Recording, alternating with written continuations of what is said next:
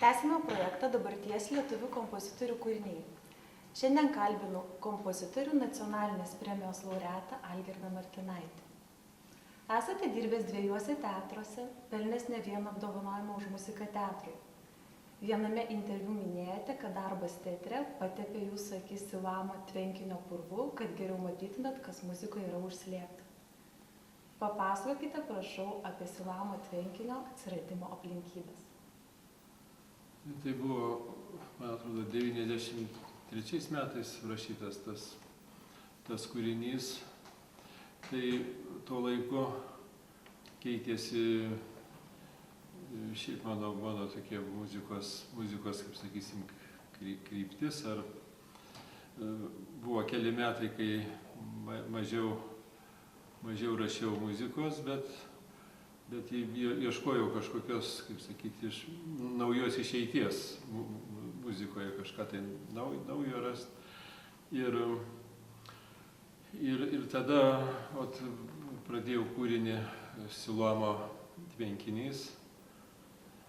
Tai ir šitas, kaip sakysim, tas aprašymas, tas pasakojimas yra iš Naujojo Testamento. Kai kalbama, kad reiškia praregėjimas atėjo pasitepus, sakysime, šiuo atveju purvu, reiškia tvenkinio to Siluamo vandenį.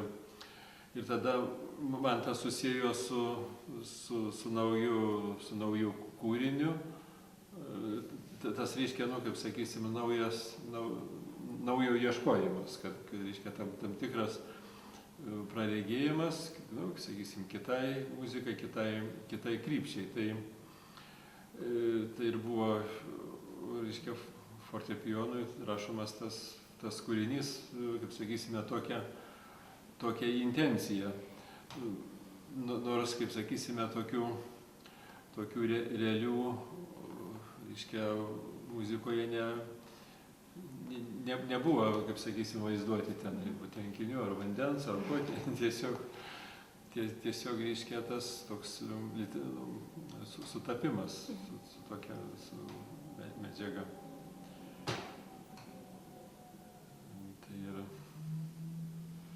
Tai fortepijonui yra mano rašyta, ten, sakysime, nedaug kūrinių.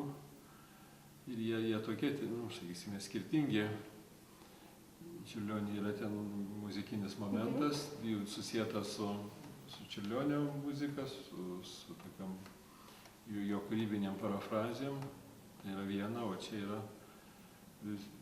šiaip visiškai kitokia muzika.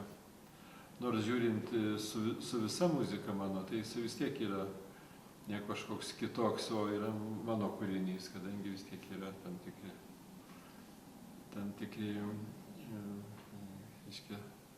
kūrybiniai dalykai, kurie eina per visą kūrybą, nors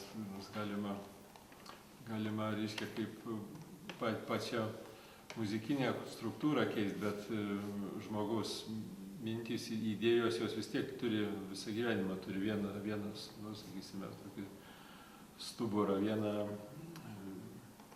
vieną tokį prasminį dalyką, o reiškia aplinkiniai, kaip garsai, kaip muzikinė konstrukcija, jinai gali keistis. Siluamo tvenkinį naudojate umbra šešėlio techniką, gal galėtumėte šiek tiek plačiau apie ją?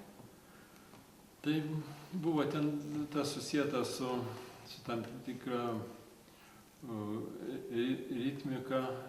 ritmikos tam tikrais, kaip sakysime, atspindžiais, pasikartojimais ir variantiškumas, reiškia įvairovė tame keitimėse. Nors tai nėra, sakysime, matematiškai apskaičiuota ir tiksliai išreikšta ritmika kaip, reiškia, laike. Jinai yra kaip tik tokia, sakysime, laisva, kaip laisvo ritmo ir laisvo užrašymo. Ten nėra metro pažymėta. Ir man buvo įdomu, reiškia, tai, kad tokia muzika buvo rašoma 70 metais aleatorinė, nu, tada prasidėjo, reiškia, tokia muzikos rašyba ir tas kūrinys buvo grotas, kada čia užpernai, ir Diana grojo, ir paskui man buvo įdomu tai, kad reiškia, tą kūrinį nėra, reiškia, fiksuoto, sakysime, ritmo, reiškia, metro, bet jį galima perskaityti. Ir, reiškia, po tam tikro laiko, nes dabar muzika jau kitaip yra, reiškia, rašoma, kaip tik suskaičiuota, labai matematiškai, metras pažymėtas, tempai labai, sakysime, tiksliai. Ir kad, reiškia, galima, sakyti, pajausti ir atspėti tą muzikinę, reiškia, tiekmę, muzikinį, nu, tokį, kaip sakysime, vientisumą, nes šiaip, reiškia, ta muzikos užrašymas yra, kaip sakiau, pasikeitęs, bet reiškia, mintis, kaip sakysime, lieka, reiškia, ją galima perskaityti taip, kaip, sakysime, po kiek tūkstančių metų perskaito šumerų molio lenteles, reiškia, tiesiog, nu, kaip sakoma, iššifruoja mintį ir iššifruoja net poetinius, sakysime, tekstus. Tai irgi niekas, reiškia, to visiškai, kaip sakoma, raštas yra pasikeitęs, bet ta mintis, kur jinai yra, nu, reiškia, fiksuota, jinai yra, sakoma, galimybė perskaityti. Gerbiama profesorė, esate Tarptautinio Mikalojaus Konstantino Čiurlionio pianistų ir vargonininkų konkurso iniciatorė, žiuri vicepirmininkė, lietuvių kompozitorių kūrinių rinkinio sudarytoja. Turbūt yra tekę girdėti pačių įvairiausių Silamo tvenkinio interpretacijų. Pakomentuokite šį kūrinį iš atlikėjiškos pusės. Na, kągi, tai labai įdomu. Kaip žinom, pianistai, tam, kad tapti pianistais, turi paskambinti labai daug ir baroko, ir klasikos, romantikų, dabar jau 21 amžiaus kūrinių.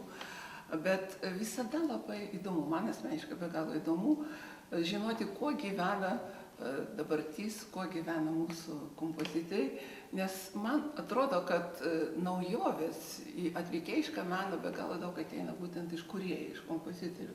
Kadangi labai dažnai kompozitoriai, man taip atrodo, galbūt aš klystu, gerbiamas maestro, jie priversti ieškoti savo kalbos, savo nepakartojimas, tos harmonijos, tos ritmikos, tos melodikos, surasti būtent savo individualią kalbą.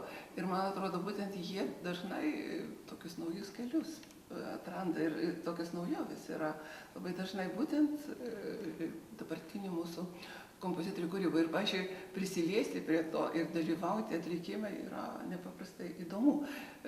Įdomu dėl to, kad tai yra šiek tiek atlikėjas nesukaustytas galbūt tos atlikimo tradicijom. Nes jau visą kitą, ką mes žinom, tas klasikinis repertuaras, jisai žinom, kokie garsus, genialus atlikėjai groja ir tai tampa aukštų tokių etalonų. O čia tu kaip atlikėjas, tu esi laisvas.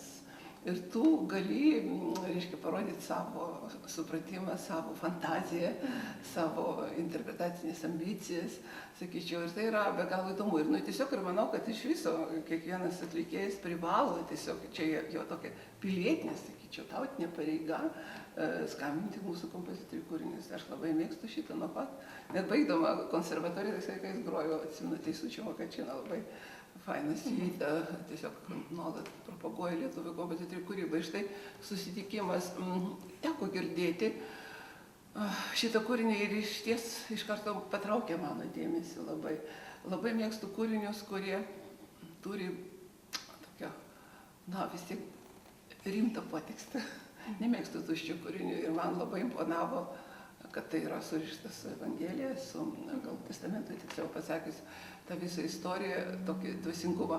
Ir pati savo mačiau, kada pamačiau tą pavadinimą, sužinojau, taip sakant, Evangelijos tekstą, visada įdomu, pasidomiu, pagalvoju. Tai yra iš vienos pusės, galbūt tai yra ir filosofinis toks klausimas, iš tikrųjų.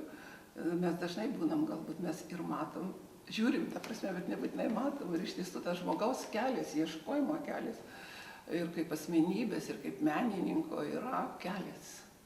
Dažnai nuo to, kad mes daug ko nematom ir gal iš tikrųjų būna ta laiminga akimirka, kada mes atrandam ir galų galia suvokiam gyvenimo prasme. Tai kad man atrodė, kad šitam kūrinį slypi kur kas toks filosofinis. Ir man atrodė, kada reikia skambinti šitą kūrinį, reikia nuo pat pradžių sukurti tokią laukimo atmosferą, nes be jokios abejonės, jeigu tai žmogus neregys ir jisai eina ir tikisi praregėti, tai yra fantastiška, tai yra stebuklas. Ir nuo pat pradžių reikia sukurti. Man labai patiko, kaip maestrais minėjai, kad ten nėra takto brūkšnių, patiko, kad yra 4 sekundės, 3. Tai aišku, iš pradžių taip įdomu buvo skaičiam, bet paskui daugiau teko pasikliauti savo intuiciją. Svarbu, čia labai aišku, tokia atveju labai sudėtinga formas neprarasti ir rasti proporcijas ryšį, nes tai yra ne taip paprasta. Mane sužavėjo, pavyzdžiui, jūs sakėt, nebuvo tokios minties, bet aš girdėjau ten. Bet tai yra, aišku, mano fantazijos padarinys. Girdėjau ir vandenį, girdėjau ir paukščių čiulbesį, girdėjau tą atmosferą to krašto, karšto krašto. Ir labai žavėjo kontrastai ir nepaprasta, tiesiog širdį užgaunanti tą demolinę melodiją, kuri pasirodo. Paskui tokia jinai tiesiog į širdį pataiko, tokia trumpa, paprasta tercija, apdainuota ir jinai kažkaip labai giliai užgauna žmogaus širdį. Na ir aišku, ten labai įdomus darbas, nes sakau, čia yra, nu kaip, kompozitorius, matot, jisai turi idėją, jisai ją išreiškia nuo to, o mes atlikėjai, mes randam tekstą. Ir mūsų tikslas per šitą tekstą suvokti kontekstą. Čia mūsų fantazijas reikia, mūsų erudicijas, reikia žinių, be abejo profesinių žinių ir mokėjimo įsimylėti, ieškoti, atrasti, arba ne visada atrandam, aišku. Bet iš ties tas kelias buvo labai įdomus su to kūriniu. Aš tik galvoju, atsimenu, ten yra vienas toks akordas do re, yra ganėtinai pirmoji daly, yra fortisima, paskui tas pats akordas po kelių puslapių pianisima pasirodo. Aš taip pagalvoju, kas tai gali būti, gal toks vandens atspindys, reiškia, va tokia formula tai įdomi, reiškia, tokia kulminacija ten aukštai, čia eina pianisima, visiškai atsirado toks veidrodinis, sakyčiau, galbūt, nežinau, galbūt tai tik tai pasirodė man. Ir paskui tas džiaugsmas atradimo, jisai iš ties veikia fantastiškai. Tik tai man liko toks mažas klausimas profesoriui, maestro kompozitoriui. Kodėl baigėsi demolė vis dėlto? Tokia laimė. Bacho, kuri ne visi minori, ne visi pabaigoje mažoras, žiūrėkim. Nors aš manau, kad kito akordo jūs negalėt parašyti, tai faktas. Tikriausiai nelėlėjat. Bet kodėl? Nu, tai va čia taip yra. Ir sunku būtų atsakyti, kadangi šiaip reiškia, demolis jisai turi tokį, nu, kaip sakysime, iš senosios muzikos yra re, sakysime, kaip centras, į visas pusės jinai, nu, kaip sakysime, eina, reiškia, tonas, pustunis, atgal irgi tonas, pustunis. Ir reiškia, ta centruota ir reiškia, kaip sakyti, tokioj centruotoj, nu, sakysime, minty, ar kažkaip nenorėjau, nu, reiškia, išviesinti, reiškia, gal to akordo, reiškia, kaip užbaigimo, sakysime, kaip Bachas tikrai jisai daro tą tokį krikščionišką, reiškia, religinį išrišimą. Jį būdami norais, išrišimas, kaip, nu, sakysim, kaip nuodėmės išrišimas, čia yra jau to. O čia reiškia, galbūt pasilieka tokį. Tai čia irgi aš šneku ir fantazuoju, žinot. Jo, be abejo. Bet aš pagalvoju, kad D-duras ten ir netiktų iš tikrųjų. Būna tada, kada, man atrodo, rašai ir negali, kažkam turi paklūsti, tiesiog galbūt logiką, kad tu jauti, kad kitaip ir negali būti, tiesiog iš vidaus. Tai yra genialu, man atrodo, fantastiška, kada kompozitorius jau nebegali leisti savo daryti, bet kažkaip vedamas idėjas, jisai kitaip negali parašyti, man atrodo, šiuo atveju taip ir yra. Profesorė, visai neseniai jūsų mokinė abiturientė Diana Kislovska ruošė šį kūrinį baigiamiesiems specialybės egzaminams. Tai norėčiau Dianos pasiteirauti, kokie tavo įspūdžiai mokantį šitą kūrinį. Taip, tai iš tikrųjų norėčiau pasakyti, kad tai pirmas toks šiuolaikinis kūrinys mano repertuare, kuriame aš neradau tikslių tempo, ritmo, metro nuorodų ir tai tapo savotišku iššūkiu man. Ir iš tikrųjų mes su profesorė ilgą laiką kovojame dėl ritmo ir praėjome ilgą ieškojimų kelią ir ieškojome įdomių ir garsinių sprendimų ir kažkokių tokių originalių sprendimų, kas leistų pajausti Siloamo tvenkinio ypatingą atmosferą ir tą labai kontrastingą erdvę. Taip pat dar labai svarbus man pasirodė svarbus dalykai formos ir laiko valdymas. Ir bandžiau kažkaip pajausti, kažkaip padaryti taip, kad nesismulkinčiau detalės tam tikras ir kad forma nesubirėtų ir kad kūrinys būtų ir įdomus klausyti ir neprailgtų. Ir taip pat iš tiesų norėčiau prisipažinti, kad tos problemos, visos tie sunkumai nebuvo labai sunkus įveikti, nes man pati kūrinio tema pasirodė labai artima ir labai brangi.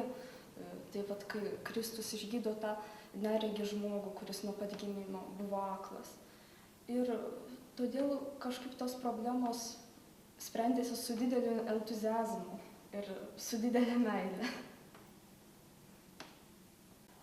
Širdingai dėkoju už pokalbį ir iki susitikimo tikiuosi artimiausiai ateityje.